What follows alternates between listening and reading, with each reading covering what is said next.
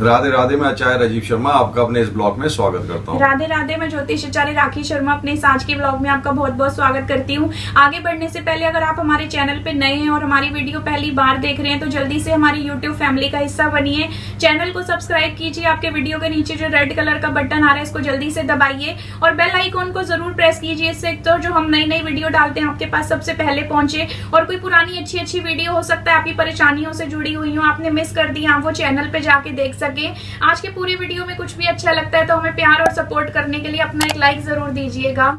देखिए, साल भर में कुल 24 एकादशियां आती हैं और हर एकादशी जो होती है आप जानते हैं वो भगवान विष्णु जी को समर्पित होती है। और जो लोग माता लक्ष्मी का आशीर्वाद पाना चाहते हैं उनको भगवान विष्णु की आराधना अवश्य करनी चाहिए। और ये जो फागुन मास की एकादशी होती है ये अपने आप में बहुत महत्वपूर्ण एकादशी हमारे शास्त्रों में बताई गई है।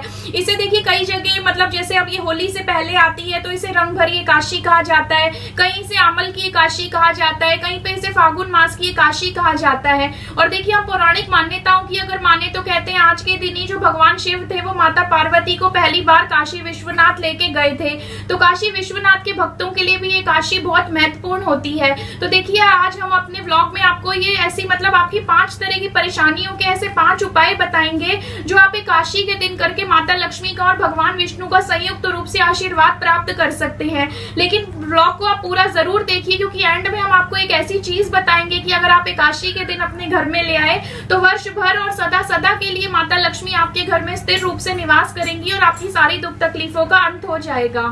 अगर हम बात करें तिथि की तो जो ये एकादशी पड़ रही है ये बड़े ही शुभ दिन पड़ रही है, यानी कि गुरुवार 25 मार्च को।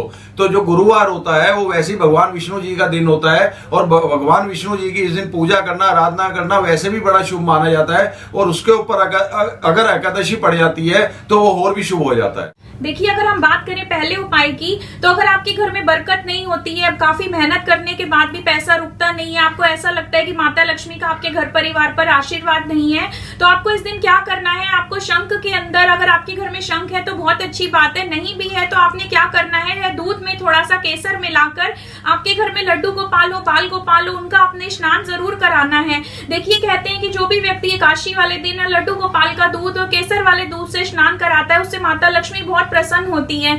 अगर आपके घर में देखिए लड्डू गोपाल जी नहीं है तो कोई लक्ष्मी नारायण जी की प्रतिमा हो, कोई विष्णु जी की प्रतिमा हो, शालिग्राम भगवान जी की प्रतिमा हो तो आप किसी भी भगवान जी का अभिषेक इस केसर मिले हुए दूध से अवश्य कराएं। इससे माता लक्ष्मी बहुत आप पे प्रसन्न होंगी और उनकी कृपा हमेशा बनी रहेगी। अगर हम बात करें दूसरे उपाय की, अगर आपके जिन भी जातकों के बहुत समय से कर्जे की स्थिति बनी हुई है या वो कर्जे की वजह से बहुत परेशान है या पैसों की उन्हें तंगी रहती है तो उन्होंने क्या करना है, एकादशी वाले दिन 2 बेसन के लड्डू लेने और गाय माता को खिलाने हैं। तो आप देखेंगे कि आपके जो कर्जे हैं वो धीरे धीरे निपटने शुरू हो जाएंगे और आपकी पैसों की समस्याएं भी खत्म होंगी। अगर हम बात करें देखिए तीसरे उपाय की तो कई बार ऐसा घरों में होता है कि हमेशा कलह कलेश की स्थिति बनी रहती है। ऐसा देखिए वास्तु दोष के कारण भी हो सकता है। तो आपको एकादशी वाले दिन क्या करना है, आपको तांबे के लोटे में थोड़ा गंगा जल भरना है, उसके अंदर आपने थोड़ी सी हल्दी मिलानी है और थोड़ा सा केसर मिलाना है और आपने ओम नमो भगवते वासुदेवाय का जाप करते हुए अपने पूरे घर में इसका छिड़काव करना है। देखिए किसी उपाय से ऐसा होगा, अगर आप ये लगातार आपने 5 गुरुवार भी ये उपाय कर दिया तो इससे बहुत जल्दी है जो कलह कलेश की स्थिति खत्म होगी और वास्तु दोष भी बहुत जल्दी ही इससे समाप्त हो जाएगा। अगर हम बात करें अगले उपाय की कि किसी भी जातक की शादी या विवाह के अंदर दिक्कत आ रही है या देरी हो रही है तो उन्हें क्या करना है कि किसी भी लक्ष्मी नारायण मंदिर में जाना है और पीले फूलों की जो माला होती है वो चढ़ानी है और गुलाब की माला और लक्ष्मी माता को चढ़ानी है। तो आप देखेंगे कि आपके विवाह की समस्याएं भी बहुत जल्द हल हो जाएंगी।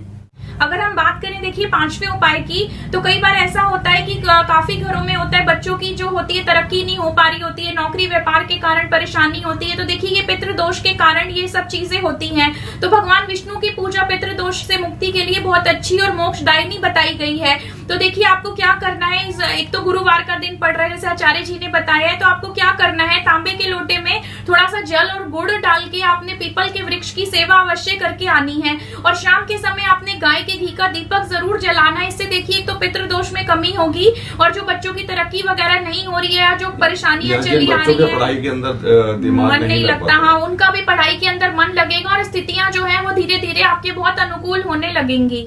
जो हमने आपको शुरू में बताया था कि अंत के अंदर हम आपको एक गुप्त उपाय भी बताएंगे। तो वो गुप्त जो उपाय है वो ये है कि आपको आंवले का वृक्ष घर पे लेके आना है। जो आंवले का वृक्ष होता है वो भगवान विष्णु का बहुत ही प्रिय होता है और भगवान विष्णु का उसके अंदर वास होता है।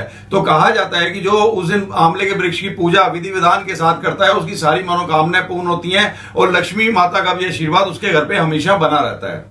और देखिए हमने अपने पुराने ब्लॉग्स में भी इसके बारे में बताया था। तो अगर आपके घर में पहले से ही आंवला का वृक्ष है तो इस दिन अमल की एकादशी के दिन आपने जरूर इस वृक्ष की पूजा और सेवा करनी है। आपने सुबह इसमें जल वगैरह चढ़ाइए, उसके बाद आप इसे मतलब हल्दी से इस पे तिलक कीजिए और शाम को गोधूली बेला पे आप एक गाय के घी का दीपक अवश्य जलाइए।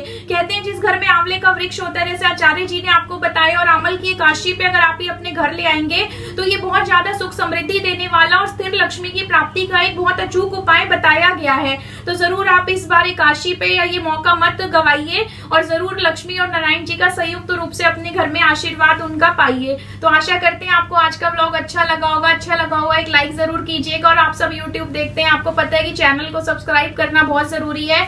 हम ऐसी नई नई वीडियो बहुत जल्दी डालते रहते हैं। तो मिलते हैं किसी अगले व्लॉग में किसी नए टॉपिक के साथ। तब तक के लिए मुझे और आचार्य जी को आज्ञा दीजिए। राधे राधे, जय श्री कृष्णा, हर हर महादेव।